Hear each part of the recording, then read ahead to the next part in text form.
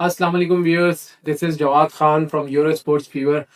आज India versus UAE second match हुआ Asia Cup का। एज एक्सपेक्टेड सभी सभी को पता है इसका क्या रिजल्ट होना चाहिए था। इंडिया ने ये मैच बहुत ही आसानी से जीत लिया है और हम एक्सपेक्ट भी ये कर रहे थे कि इंडिया जैसी टीम ये वन साइडेड करके बहुत ही आसानी से ये मैच जीत लेगी, क्योंकि दूसरी तरफ यूएई की टीम थी जो कि एक बहुत ही वीक टीम है, आप जिसको कह सकते हैं। यूएई के बारे में मैं ये कहना चाहूंगा कि यूएई की टीम कोई नई टीम नहीं है। UAE has been playing cricket from last 20-25 years.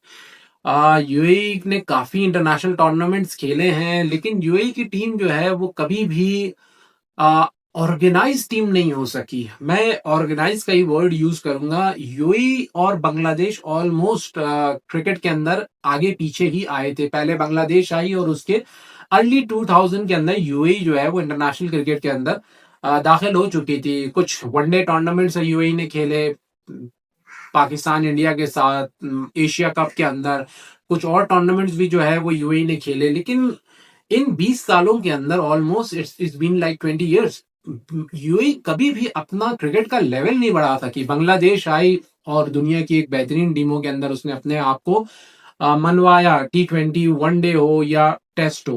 Afghanistan की एग्जांपल हमारे पास एक बहुत बेस्ट है। पिछले 6-7 सालों में एक टीम आती है और अपने आप को T20 के अंदर, वनडे के अंदर मनवाती है, दुनिया की बड़ी टीमों को वो शिकस्त भी देती है, मतलब एक अच्छी टीम बन के उभरती है। लेकिन यूएई को 20 साल हो गए हैं इस टूर्नामेंट को खेलते हुए, आईसीसी के अंडर मैचेस खेलते हुए, लेकिन आज तक यूएई जो है वो अपना क्रिकेट का लेवल इंक्रीज नहीं कर सकी। 20 साल पहले जैसे वो एक छोटी टीम है, बेबी टीम समझी जाती थी, आज भी उसका लेवल वही है।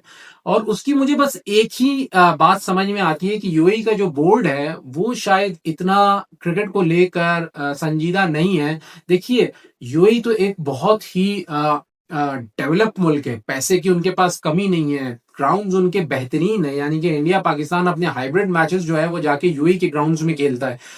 पाकिस्तान इंडिया जो है वो 80s, लेट 80s से शारजा कप जो है वो वहां पर खेलते आ रहे हैं। मतलब हर चीज उनके पास बहुत जबरदस्त है। उसके कंपेयर में अगर हम अफगानिस्तान की बात करें, अफगानिस्तान एक ऐसा मुल्क जो 40 साल तक वो जंग में रहा, अभी भी वो ना वो एक स्टेबल मुल्क है, ना ही उसकी कोई करेंसी में दम है, ना ही उसका कोई इंफ्रास्ट्रक्चर है। उनके पास तो पैसे भी नहीं होते बोर्ड को चलाने के लिए।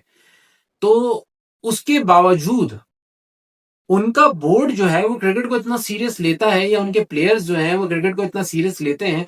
लेकिन खास तौर पे मैं बोर्ड की बात करूंगा कि बोर्ड जो है वो क्रिकेट को इतना सीरियस ले रहा है कि उनकी टीम जो इससे पहले की हुकूमत थी उन्होंने भी और अभी भी उनकी टीम हर साल अच्छी से अच्छी होती गई, एक बेहतरीन टीम बनती चली गई।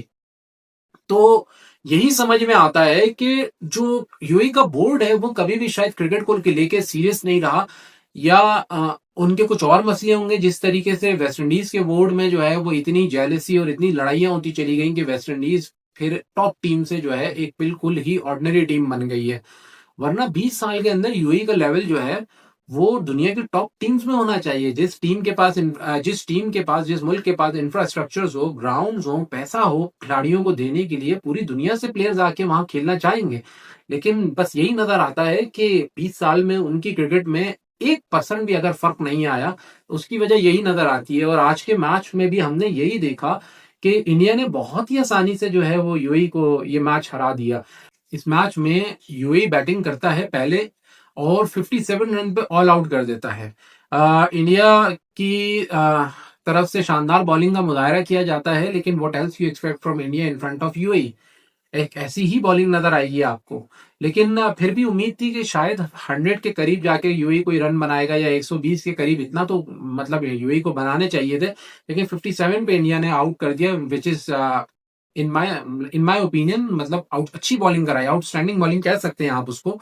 और इंडिया ने ये मैच जो है 4.5 ओवर में ही कंप्लीट कर लिया, यानी कि 60 रन उन्होंने बनाए एक विकेट के नुकसान पर, और 4.5 ओवर में ही ये मैच खत्म कर दिया। मतलब इतना डोमिनेटिंग फिनिश किया है इंडिया ने कि आप ये कह सकते हैं कि बदतरीन शिकस्त दी है। तो आइए इस मैच को देखते हैं बेसिकली हुआ क्या। यूएई पहले बैटिंग करते हैं और यूएई की तरफ से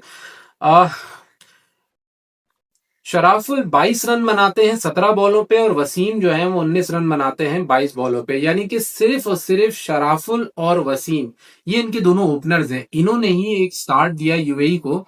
ऑलमोस्ट आप ये समझ लें 35-40 रन का। उसके बाद जो उनकी विकेट्स गिरना शुरू हुई तो सारी की सारी विकेट्स कुछ इसी तरह से गिरी हैं, 1, 2, 0, 4, 5 और टोटल जो है वो यूएई रन बना सकी 57। इंडिया की तरफ से अच्छी बॉलिंग हुई जिनमें अ, पटेल ने जो है वो 3 ओवर देकर 13 रन देके 1 विकेट हासिल की है। चक्रवर्ती ने भी 2 ओवर करा के 4 रन देके 1 विकेट हासिल की है। और यादव ने जो है वो सबसे बेहतरीन बॉलिंग कराई है, सिर्फ 2 ओवर में 7 रन देके 4 विकेट हासिल किए। और उसके बाद जो दुबे हैं वो सेकंड बेस्ट बॉलर रहे हैं इस मैच के अंदर, जिन्होंने 2 ओवर में 4 रन देके 3 विकेट हासिल किए। तो बेसिकली यादव और दुबे ने जो है वो यूएई का जो है वो कला कमा कर दिया, समझ लें कबाड़ा कर दिया। 7 विकेटें तो सिर्फ 2-2 ओवर में इन्होंने ही लेके जो है वो यूएई को 57 रन पे रिस्ट्रिक्ट किया। और उसके बाद इंडिया ने ये मैच बहुत ही आसानी से जीत लिया। सो व्यूअर्स, ये था second match India versus UAE, जो कि एक्सपेक्टेड था कि इंडिया ने ही जीतना है और इंडिया ने 2 पॉइंट्स के साथ टेबल पे अपनी एंट्री करवाई है। अब कल एक मैच है और कल का मैच है पाकिस्तान वर्सेस ओमान। और ये एक दोबारा से वन साइडर मैच ही होगा एज एक्सपेक्टेड कि पाकिस्तान एक स्ट्रॉन्ग टीम है, ओमान एक बिल्कुल ही नई टीम है।